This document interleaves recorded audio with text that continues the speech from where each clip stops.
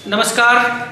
प्रणाम प्यारे साथियों, स्वागत है आपका अपने प्यारा सा YouTube चैनल पर। दोस्तों, मैं जयंत सर और आज फिर से मैं आपके दिगंत भाग 2 के और एक अध्याय को लेके आ गया हूँ। इस अध्याय का नाम है एक लेख और एक पत्र, जिसके लेखक स्वयं भगत सिंह है। तो चलिए बिना विलंब किए हुए क्लास को शुरू करते हैं। और क्लास को शुरू करने से पहले एक सूचना, अगर आप लोग इस चैनल पर नए हैं तो चैनल को सब्सक्राइब करके बेल आइकन जरूर प्रेस कर दीजिएगा और साथ ही साथ इस वीडियो को अपने दोस्तों के साथ शेयर जरूर कीजिएगा। तो चलिए शुरू करते हैं और देखते हैं आज के पाठ्यक्रम में हम लोगों के पास क्या है। और एक एक चीज जो मैं लेके आया हूं वह आपके लिए बहुत ही ज्यादा महत्वपूर्ण है एग्जाम के दृष्टिकोण से। चलिए शुरू करते हैं।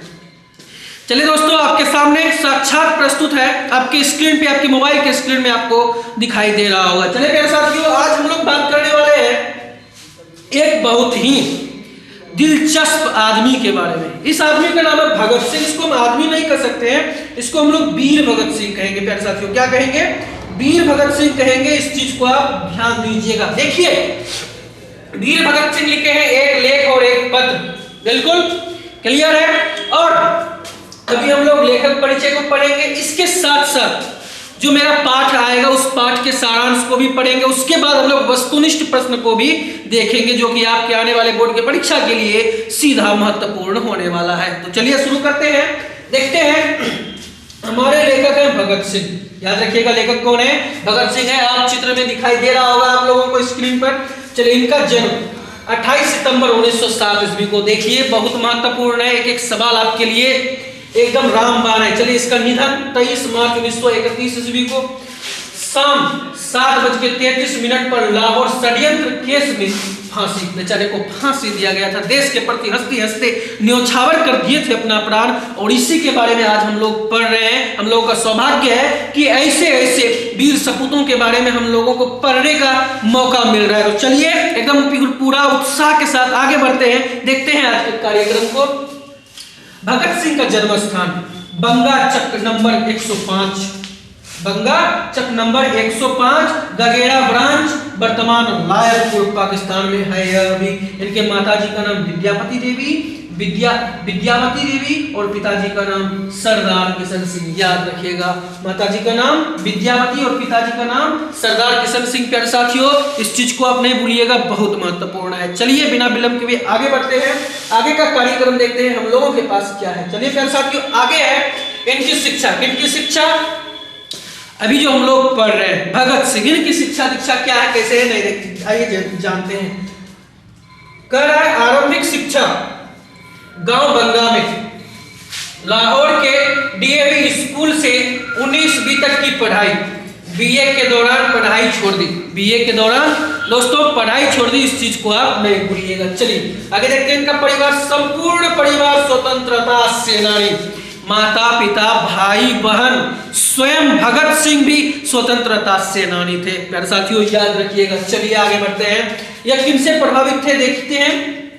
कह रहा है बचपन में करतार सिंह सराभा और 1914 के गदर पार्टी के प्रति तीव्र आकर्षण। 16 नवंबर 1915 को सराभा की फांसी के समय भगत सिंह 8 वर्ष की उम्र के थे। जब प्रश्न पूछता है कि बताइए कि जब सराभा को फांसी दी गई थी तब वह कितने वर्ष के थे, अर्थात भगत सिंह कितने वर्ष के थे, तो वह 8 वर्ष के थे। इस चीज को आप नहीं भूलिएगा। कहा कि सराभा का चित्र अपने जेब में रखते थे। भगत सिंह एक ऐसे क्रांतिकारी थे कि एक दूसरे क्रांतिकारी का तस्वीर अपने जेब में रखते थे। उस क्रांतिकारी का नाम है, क्या नाम है? सराभा। ठीक है। और हमारे भगत सिंह जो है उनकी चित्र को अपनी जेब में रखते थे हमेशा। चलिए अब इनकी कृतियां देखते हैं। आगे है इनकी कृतियां, ध्यान दीजिएगा। कह रहा है कि पंजाब की भाषा और लिपि समस्या, यह इनकी कृति है। विश्व प्रेम, युवक, मैं नास्तिक क्यों हूं। देखिए प्यारे साथियों, एक बार आप इस पुस्तक को पढ़ने की कोशिश कीजिएगा, मैं नास्तिक क्यों हूं। ठीक है। चलिए, अछूत समस्या, विद्यार्थी और राजनीति, अभी जो हम लोग पढ़ने जा रहे हैं उनकी प्रमुख कृतियां विद्यार्थी और राजनीति, यही हम लोग पढ़ेंगे कुछ देर में। सत्याग्रह और हड़तालें, बम का दर्शन, सचिंद्रनाथ सन्याल की पुस्तक, बंदी जीवन और डॉन ग्रीन की आत्मकथा का अनुवाद इन्होंने किया है। प्यारे साथियों, जो चीज आप लोगों ने देखा, आप लोग इस चीज को नोट कीजिएगा, साथ ही साथ याद भी रखिएगा, मस्तिष्क में एकदम अपना घुमाते रहिएगा, पुनरावृत्ति करते रहिएगा कि मैंने क्या पढ़ा, मैंने क्या सीखा, मैंने क्या जाना। प्यारे साथियों, इसी के साथ साथ आपको यह लेखक परिचय है, आपका यह लेखक परिचय है। चलिए आगे बढ़ता हूं, आगे देखता हूं कि आगे हम लोगों के पास क्या है। चलिए प्यारे साथियों, आगे हम लोगों के पास अब पाठ का सारांश आ गया। प्यारे साथियों, पाठ का सारांश क्या है, इस चीज को हम लोग जानने की चेष्टा करें और देखें कि क्या है हम लोगों का जिज्ञासा। प्यारे साथियों, यह जो सारांश है विद्यार्थी और राजनीति लेख का सारांश है। आप जानते हैं कि इस अध्याय में मेरा 2 अध्याय आता है, एक है विद्यार्थी और राजनीति और दूसरा आता है सुखदेव के नाम जो पत्र लिखे थे, इसी में सब चीज मिला हुआ है और हम लोग इसी को आगे पढ़ने वाले हैं। करें कि प्रस्तुत लेख में, यह एक लेख है, याद रखिएगा, भगत सिंह को एक महत्वपूर्ण विषय पर अपनी राय प्रकट की है कि विद्यार्थियों की राजनीतियों में भूमिका होनी चाहिए या नहीं। प्यारे साथियों, हमारे जो भगत सिंह हैं वह यह कहे हैं कि हम जो विद्यार्थी हैं, अभी विद्यार्थी जीवन में है, क्या विद्यार्थियों को राजनीति में भाग लेना चाहिए या नहीं लेना चाहिए, अगर लेना भी चाहिए तो किस दृष्टिकोण से लेना चाहिए और नहीं लेना चाहिए तो क्यों नहीं लेना चाहिए, इन सब के बारे में अभी हम लोग साक्षात पढ़ने वाले हैं। तो चलिए देखते हैं आगे क्या कहे हैं भगत सिंह ने। भगत सिंह का मानना था कि छात्रों को भी राजनीति में भाग लेना चाहिए। छात्रों को, जैसे हम लोग स्टूडेंट्स हैं, हम लोग अभी विद्यार्थी हैं, तो इसके अनुसार, भगत सिंह के अनुसार जो है, हम लोगों को भी हम लोग जो छात्र हैं, हम लोगों को राजनीति में भाग लेना चाहिए। आगे कह रहा है, लेखक के अनुसार विद्यार्थियों को अपनी पढ़ाई जारी रखते हुए राजनीति में भाग लेना चाहिए। अर्थात हम पढ़ाई भी करें और साथ ही साथ हमारा राजनीतिक जीवन क्या है, कैसे चल रहा है देश की अर्थव्यवस्था, इस पर भी हम लोगों को ध्यान देना चाहिए और इसमें हम लोगों को भाग भी लेना चाहिए। आगे कह रहा है, जिन नौजवानों को देश का भविष्य तय करना है, उन्हें राजनीति से अलग रखकर अक्ल का अंधा बनाना उचित नहीं होगा। अक्ल का अंधा बनाना उचित नहीं होगा, अर्थात राजनीति कौन सुधार सकता है? एक सच्चा देशभक्त, वही जो पढ़ा लिखा हो, जिसको हर एक अनुच्छेद का ज्ञान हो, जो संविधान को थरथरा दे, कपा दे, उसका ज्ञान जिसके पास हो, वही पूर्ण निष्ठा के साथ, तन मन धन के साथ हमारे इस राजनीति में कदम बढ़ाए और देश को एक सुरक्षित स्थान तक पहुंचाए। साथियों, यह भगत सिंह का नहीं अपितु हम सभी छात्र छात्राओं का भी यह मत होना चाहिए कि हम लोग आए, देखें कि देश में चल क्या रहा है, किस तरीके से चल रहा है और देश की हालत सुधारने में हम सहायता करें। साथियों, आगे लेखक कह रहे हैं कि लेखक मानते हैं कि छात्रों का मुख्य कार्य पढ़ाई करना है, लेकिन देश की परिस्थितियों का ज्ञान और उसके सुधार के उपाय करना भी छात्रों का कर्तव्य है। भगत सिंह यह नहीं कह रहे कि आप सिर्फ आप सिर्फ जो है राजनीति में ही जाइए, ऐसा नहीं है। आप पढ़ाई भी कीजिए, साथ ही साथ अब देखिए कि देश में चल क्या रहा है, देश की अर्थव्यवस्था क्या है, हम जो पढ़ाई कर रहे हैं उसके अनुसार मुझे नौकरी मिल रही है कि नहीं मिल रही है, मैं पढ़ाई कर पा रहा हूं अच्छा से कि नहीं कर पा रहा हूं, यह सारी की सारी चीज आप देखेंगे, तभी आपका देश महान बनेगा। फिर साथियों, आगे बढ़ते हैं, एकदम कर्तव्यनिष्ठ हो करके अभी हम लोगों को पढ़ाई करना है, साथ ही साथ हम लोगों को देश की रक्षा भी करना है, राजनीति में भी भाग लेना है लेखक के अनुसार। आगे बढ़ते हैं, अब देखते हैं आगे क्या लिखा हुआ है। प्यारे साथियों, ध्यान दीजिएगा, कहा जा रहा है, लेखक कहते हैं कि पंजाब की सरकार विद्यार्थियों से कॉलेज में दाखिल होने से पहले इस आशय की शर्त पर हस्ताक्षर करवा लिए जाते हैं कि वे राजनीति में हिस्सा नहीं लेंगे। पंजाब में क्या है, अगर वह स्कूल में एडमिशन कराने के लिए गए तो पहले उसको क्या करना पड़ता है, एक स्टाम्प पेपर में सिग्नेचर करना पड़ता है कि आप सिर्फ पढ़ेंगे, आप राजनीति में भाग नहीं लेंगे। ऐसा इस लेख में लिखा हुआ है और ऐसा पंजाब में होता है। आगे कह रहा है कि ऐसी शिक्षा छात्रों को क्लर्क बना सकती है और कुछ नहीं, और जो सिर्फ शिक्षा ही प्राप्त करते हैं स्कूल में जाके, वह सिर्फ क्लर्क की ही नौकरी कर सकते हैं और कोई चीज कर भी नहीं सकते हैं।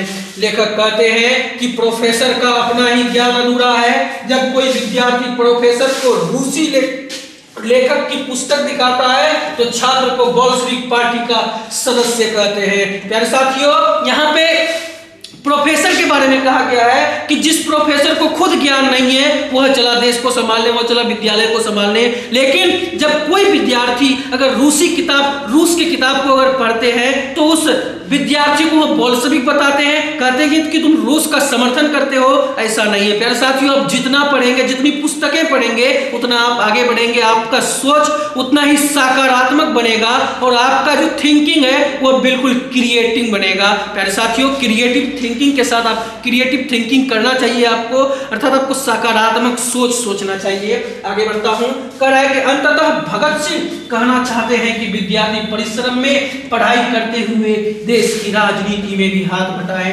विद्यार्थी का काम क्या है? सिर्फ पढ़ना ही नहीं, अपितु पढ़े भी और राजनीति में भी वह हाथ बटाए। वह कहते हैं कि जिस प्रकार इंग्लैंड के छात्र कॉलेज छोड़कर जर्मन के खिलाफ लड़ने के लिए निकल पड़े, उसी प्रकार भारतीय छात्रों को भी पॉलिटिक्स में हिस्सा लेना जरूरी है। अगर मेरे परिवार में किसी को कुछ हो जाए, किसी को कोई आंख भी दिखा दे तो सहन करते नहीं है, उसी प्रकार से जब हमारे देश में कोई आतंकवादी घुस आता है तो दिल क्या करता है कि दिल छल्ली हो जाता है कि वह आतंकवादी मेरे देश में आके मेरे देश के युवाओं को, मेरे देश के माताएं बहनों को अत्याचार करे, ऊपर अत्याचार करे और हम सिर्फ सहते रहे। ऐसा कदापि उचित नहीं है। अगर वह आए, अगर राजनीति में भी थोड़ा सा बदलाव आए तो टूट पड़े और एक दुश्मन को ऐसा मजा चखाएं कि दोबारा भारत आने का नाम न ले। मेरे साथियों, हमारे वीर भगत सिंह बहुत सारे बात कह के गए हैं, तो चलिए इसी के साथ साथ मैं आगे बढ़ता हूं। आगे अब देखिए,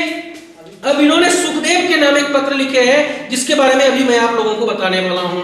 देखिए, सुखदेव के नाम का पत्र का सारांश है। आगे कह रहा है कि भगत सिंह द्वारा अपनी क्रांतिकारी मित्र सुखदेव के पत्र का प्रत्युत्तर इस पत्र के माध्यम से दिया गया है। प्यारे साथियों, ये जो सुखदेव है ये इनके मित्र है, याद रखिएगा किनके मित्र है? वो भगत सिंह के मित्र है सुखदेव साहब। इस चीज को आप याद रखिएगा, जिसमें उन्होंने कुछ समस्याओं और कठिनाइयों की ओर ध्यान आकृष्ट किया है। भगत सिंह ने अपने और सुखदेव के भीतर आने वाले परिवर्तनों को बताया है। पूर्व के वर्षों में सुखदेव आत्महत्या को अत्यंत निकृष्ट और अवांछनीय कृत्य मानते थे, जबकि भगत सिंह इसका समर्थन करते थे। प्यारे साथियों, हुआ क्या कि सुखदेव जी आत्महत्या को अत्यंत निकृष्ट मानते थे, कहते थे कि आत्महत्या करना पाप है, ठीक है, लेकिन वही और अवांछनीय कृत्य मानते थे, बिल्कुल बेकार है, इसकी समर्थन नहीं करना चाहिए, आत्महत्या करने वाले की समर्थन नहीं करना चाहिए। भगत सिंह इसका समर्थन करते थे उस समय जब इसका सोच विकसित नहीं हुआ था। लेकिन आगे देखिए क्या है, लेकिन कालांतर में समय के परिवर्तन के अनुसार क्या हुआ कि आत्महत्या को कायरता, निराश और असफलता से निर्मित मानसिकता का परिणाम मानते हैं, जबकि सुखदेव कुछ अवस्थाओं में आत्महत्या को अनिवार्य और आवश्यक मानने लगे हैं। लेकिन हमारे भगत सिंह आगे देखिए कि कह क्या रहे हैं। प्यारे साथियों, भगत सिंह कहते हैं कि मनुष्य किसी भी काम को उचित मानकर ही करता है। बिल्कुल, अगर हम कोई काम को करते हैं तो हम यही सोचते हैं कि यह जो काम कर रहे हैं बिल्कुल ये हमारे लिए उचित रहेगा, इसलिए मैं यह काम को करता हूं। प्यारे साथियों, वह कहते हैं कि कार्य को करने के बाद परिणाम का सामना करने के लिए तैयार रहना चाहिए। बिल्कुल, अगर हम कोई गलत काम भी कर रहे हैं, अगर हमें पता है कि यह काम मेरे लिए गलत है तो उसका जो परिणाम होगा उस परिणाम को भुगतने के लिए भी मैं तैयार रहूं, ऐसा होना चाहिए इंसान को। आगे कह रहा है, वह कहते हैं कि अगर मृत्यु दंड मिलना तय है तो हमें धैर्य पूर्वक उस दिन का प्रतीक्षा करनी चाहिए, लेकिन आत्महत्या कर लेना तो कायरता होगी। सिर्फ हमें क्या करना चाहिए, अगर मुझे मृत्यु दंड भी मिले किसी दिन का तो मैं मृत्यु दंड को हंस करके सह लूं, ऐसा होना चाहिए एक इंसान को। प्यारे साथियों, आगे यह कह रहा है, भगत सिंह उन लोगों की सराहना करते हैं जो जेलों का दंड भुगत कर लौटने के बाद भी संघर्षरत हैं। बिल्कुल, जब हम लोग कहीं पे फंस जाते हैं, कहीं पे थोड़ा सा भी हम लोगों से चूक हो जाती है तो यही कहते हैं, मन में यही सोचते हैं कि यह काम मैं और नहीं करूंगा। प्यारे साथियों, जो कि गलत है, जितना उलझन में फंसेंगे उस उलझन से अगर हम सीख के आगे बढ़ रहे हैं तो यही हमारे लिए सर्वोपरि होता है। प्यारे साथियों, आगे देखिए कि भगत सिंह कह क्या रहे हैं। वह कहते हैं कि मुझे मृत्यु दंड की सजा सुनाई जाएगी, इस पर मुझे पूर्ण विश्वास है और मुझे किसी भी प्रकार की क्षमा या नर्म व्यवहार की कोई आशा नहीं है। बिल्कुल मैं सज्ज हूं, अगर मुझे मृत्यु दंड भी दिया जाए तो मैं इसके लिए सज्ज हूं, मैं लड़ूंगा और जितने दिन तक, जब तक मुझे मृत्यु दंड नहीं मिल जाती तब तक मैं डट कर लड़ूंगा और खूब मेहनत करूंगा और आगे बढ़ूंगा। प्यारे साथियों, उस परिस्थिति में भी आपको डट के रहना चाहिए, आगे बढ़ना चाहिए। सोचिए इसको मृत्यु दंड मिलने वाली है, लेकिन हम लोगों के पास थोड़ा सा कष्ट आ जाए तो हम लोग क्या हो जाते हैं, एकदम भिज्ञ हो जाते हैं, डर जाते हैं। अर्थात हम लोगों को निडर होके अगर सामने मृत्यु भी आ जाए तो लड़के अब क्या करना है हम लोगों को, हम लोगों का एक ही काम है प्यारे साथियों, पढ़ना। इसके अलावा हम लोगों के पास दूसरा कोई विकल्प नहीं है। पढ़े, पढ़ाई ही माँ, पढ़ाई ही बाप, पढ़ाई ही पत्नी, पढ़ाई ही बेटा, ये शिक्षा ही मेरे लिए सब कुछ है। चलिए इसी को आगे बढ़ते हैं। इसी के साथ साथ अंततः अपनी इच्छा व्यक्त करते हुए भगत सिंह कहते हैं कि जब देश के भाग्य का निर्णय हो रहा हो तो व्यक्तियों के भाग्य को पूर्णतया भुला देना चाहिए। जब देश आगे बढ़ रहे हो, जब देश विकास कर रहे हो और देश का निर्माण हो रहा हो तो उस देश के निर्माण के लिए मिट जाना चाहिए। अगर मैं यह नहीं कर सका तो मेरे नागरिक होने का कोई मतलब नहीं। आगे कह रहे हैं, मैं चाहता हूं कि जब यह आंदोलन अपनी चरम सीमा पर पहुंचे तो मुझे फांसी दी जाए, मैं हंसकर सह लूंगा, लेकिन गद्दारी करना मेरे खून में नहीं। मैं तो भगत सिंह हूं, मरते मरते अपना देश का नाम रोशन करके चलूंगा। चलिए प्यारे साथियों आगे कहते हैं, चलिए यहीं तक था हम लोगों का। अब हम लोग बढ़ते हैं आगे और हम लोगों के पास आ चुका है वस्तुनिष्ठ प्रश्न। प्यारे साथियों, वस्तुनिष्ठ प्रश्न ये रहा आपके सामने। पहला प्रश्न कह रहा है, एक लेख और एक पत्र में भगत सिंह किसको पत्र लिखा था? प्रश्न 2021 के 21 ईस्वी में पूछा हुआ है और इस प्रश्न का उत्तर क्या होगा? आपके पास चार विकल्प है, सुखदेव को, राजगुरु को, बिस्मिल्ल को या फिर अशफाक खां को। प्यारे साथियों, चार विकल्प के साथ मैं आपको इसका उत्तर बताता हूं कि एक लेख और एक पत्र में भगत सिंह जो है सुखदेव को पत्र लिखते हैं। प्यारे साथियों, इसी के साथ साथ मैं आगे बढ़ता हूं, देखता हूं अगला प्रश्न हमारे पास है क्या। प्यारे साथियों, अगला प्रश्न यह है, देखिएगा प्रश्न यह कह रहा है कि एक लेख और एक पत्र शीर्षक पाठ के लेखक कौन है? प्यारे साथियों, ये जो प्रश्न है आपका बहुत ही पावरफुल है। 2012, 2013, 2018, 2020 के एग्जाम में यह प्रश्न पूछा हुआ है और कह रहा है कि एक लेख और एक पत्र शीर्षक पाठ के लेखक कौन है? उदय प्रकाश, जे कृष्णमूर्ति, भगत सिंह या फिर चंद्रशेखर आजाद। प्यारे साथियों, इस पूरे पुस्तक में चंद्रशेखर आजाद की कई भी बात नहीं की गई है। जे कृष्णमूर्ति जो कि आपके लिखे हैं शिक्षा, जे कृष्णमूर्ति क्या लिखे हैं प्यारे साथियों? वह लिखे हैं शिक्षा।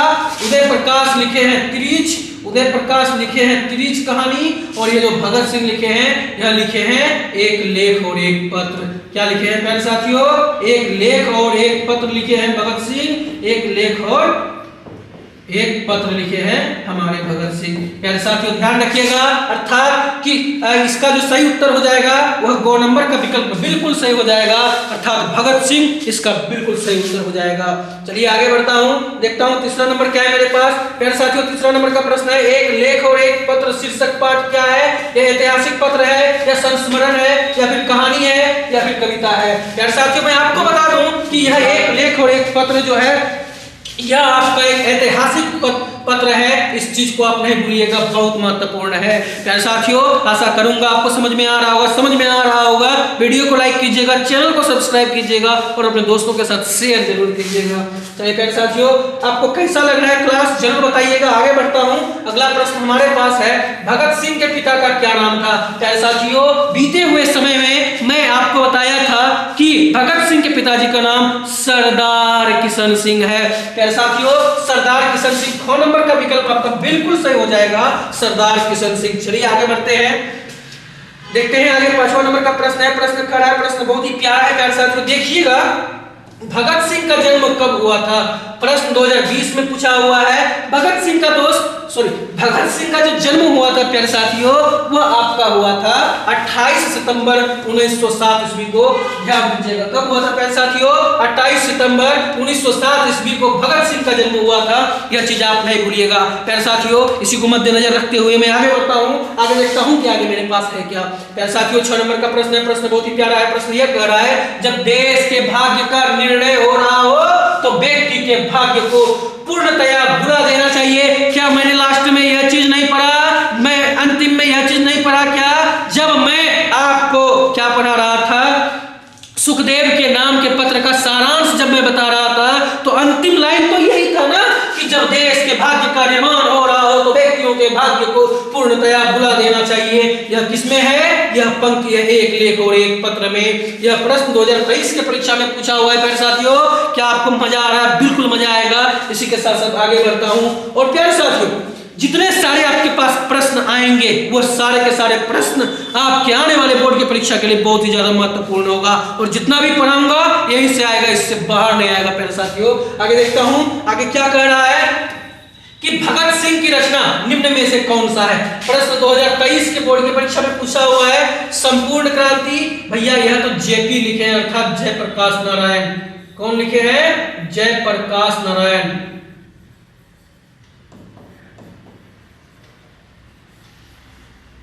जयप्रकाश नारायण लिखे हैं। और सदा जगदीश चंद्र माथुर लिखे हैं। कौन लिखे हैं?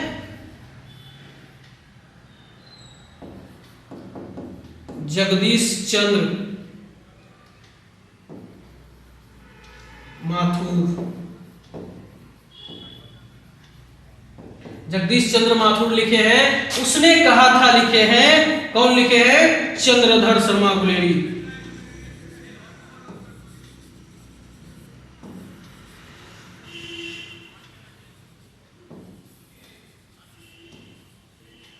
चंद्रधर शर्मा गुलेरी। और एक लेख और एक पत्र ये लिखे हैं भगत सिंह।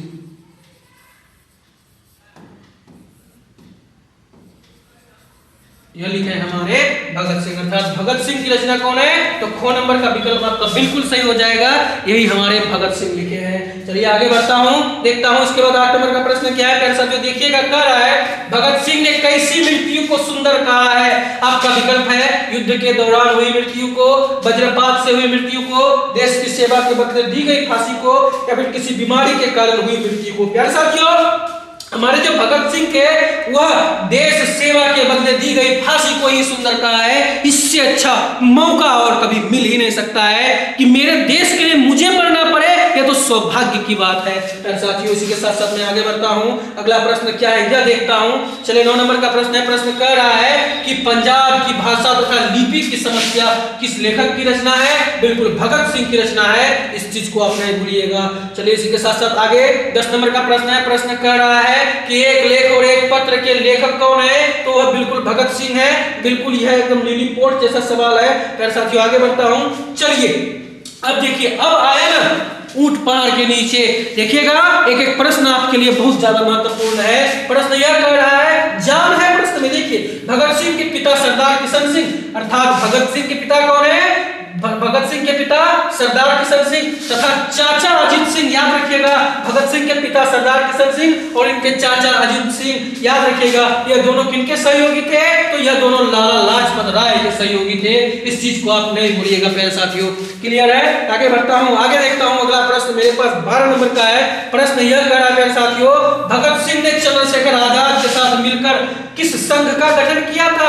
आपका विकल्प है स्वराज पार्टी, स्वतंत्र पार्टी, हिंदुस्तान समाजवादी प्रजातांत्रिक पार्टी। उसके बाद इनमें से कोई नहीं। प्यारे साथियों, भगत सिंह ने चंद्रशेखर आजाद के साथ मिलकर जो जिस संघ का गठन किया था वह पार्टी था हिंदुस्तान समाजवादी प्रजातांत्रिक पार्टी। प्यारे साथियों नहीं भूलिएगा, यही आपका गौ नंबर का विकल्प बिल्कुल सही हो जाएगा। इसी के साथ साथ मैं आगे बढ़ता हूं, देखता हूं 13 नंबर का प्रश्न क्या है। प्रश्न यह कह रहा है, भगत सिंह किस उम्र में क्रांतिकारी गतिविधियों में शामिल हो गए? प्यारे साथियों, जब वो 12 वर्ष के थे तब से ही क्रांतिकारी गतिविधियों में शामिल हो गए थे। आप इस चीज को नहीं भूलिएगा प्यारे साथियों। आगे देखिए, आगे प्रश्न है। प्रश्न यह कह रहा है कि भगत सिंह के हृदय में किस भावना का कोई स्थान नहीं था? लोभ का, क्रोध का, अहंकार का? दोस्तों इस इसको व्यक्तिगत प्रेम का कोई स्थान नहीं था। भगत सिंह के हृदय में व्यक्तिगत प्रेम के कोई स्थान थे ही नहीं, याद रखिएगा। चलिए आगे बढ़ता हूं, देखता हूं अगला प्रश्न क्या है। 15 नंबर का प्रश्न कर रहा है कि भगत सिंह किससे प्रभावित थे? महात्मा गांधी से, कार्ल मार्क्स से, फ्राइडे से या फिर एडलर से? प्यारे साथियों, हमारे जो भगत सिंह है यह हमारे कार्ल मार्क्स से प्रभावित है, इस चीज को आप कदापि नहीं भूलिएगा। तो प्यारे साथियों, इसी के साथ साथ आगे बढ़ता हूं, देखता हूं। चलिए आज की कक्षा पूर्ण हुई। प्यारे साथियों, आज यहीं तक। क्लास कैसी लगी फिर से बताइएगा कमेंट करके। तो चलिए आज यहीं तक, कल फिर से मिलते हैं। तब तक के लिए सभी प्यारे साथियों को राधे राधे।